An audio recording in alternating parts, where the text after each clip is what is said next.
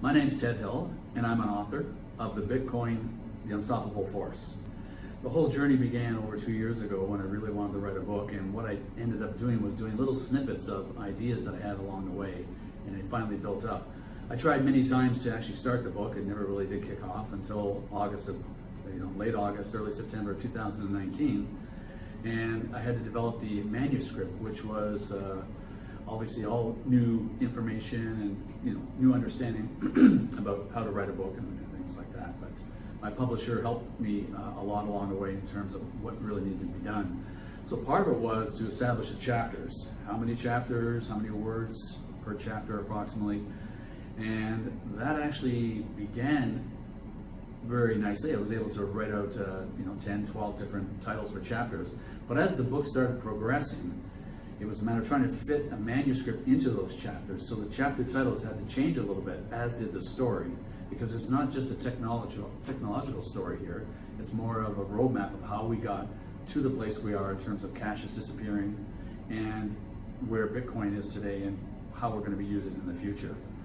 So the dynamics of it really changed.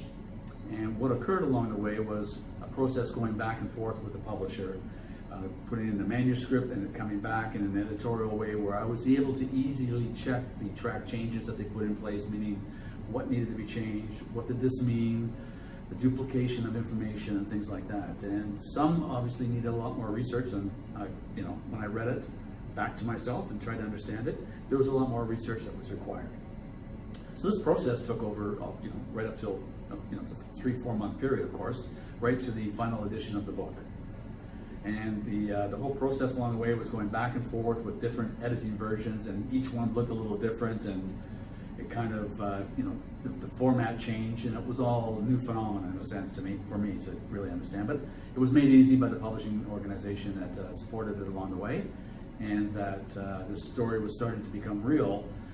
And more stories, I wanted to get more stories in the book, but there's only so much. It was almost like 2 books were happening here because it kept on getting larger and larger. So version 2 might be coming up, I don't know. My experience working with Shimita was excellent. And I mean, the communication was there. We got on Zoom video conferences to go over different ideas about the book and the progress being made. She's very task orientated and likes to make sure that tasks are completed and on time. And with that, if not, then it's really, she's doing her best to motivate and assist in any way she can.